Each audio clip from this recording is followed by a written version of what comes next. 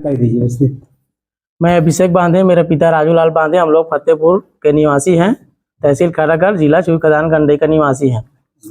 हम लोग खेत में काम कर रहे थे, तभी एक आदमी प्रणय गुप्ता नाम का आदमी आया हमारे खेत में। तो वो पूछा खेत बेचोगे क्या करके, तो हम लोग नहीं बेचेंगे बोले। वो 2-3 बार हम लगभग आते गए, हमारे से उसका पहचान हो गया।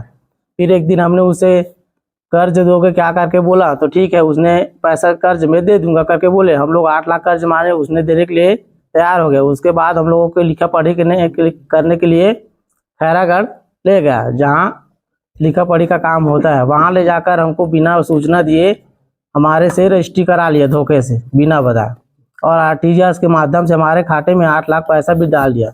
जब 2-3 दिन बाद हमें दूसरे के माध्यम से पता चला कि आपका जमीन का रजिस्ट्री प्रणय गुप्ता नाम के आदमी ने करा लिया है, तो हमने आरटीजीएस के माध्यम से उसके खाते में 8 लाख जो पैसा हमें कर्ज में दिया था, उसको उसके खाते में हमने वापस डाल दिया। प्रणय जो नाम ले रहे हो कहाँ के निवासी? प्रणय गुप्ता नाथ गांव का निवासी है, सहदेव नगर, राजनांदगांव का निवासी। कब की घटना है ये 10 दिसंबर की घटना है 2024।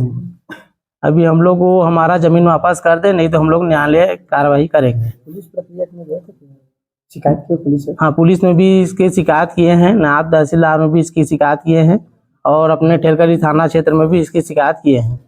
जमीन धोखे से ले लिया, उनको बोले पैसे वापस करने का? हाँ, उसको बोले हैं कि हमारा जमीन दे दो, आपका पैसा हमने खाते में डाल दिए, तो वो नहीं देंगे करके मना कर रहे हैं, डरा रहे, धमका रहे हैं। प्रणय गुप्ता, प्रवीण गुप्ता और गगन गुप्ता तीनों कि आप लोगों को जमीन नहीं देंगे, जो करना है कर लो, मार देंगे, पीट देंगे करके धमकी देता है।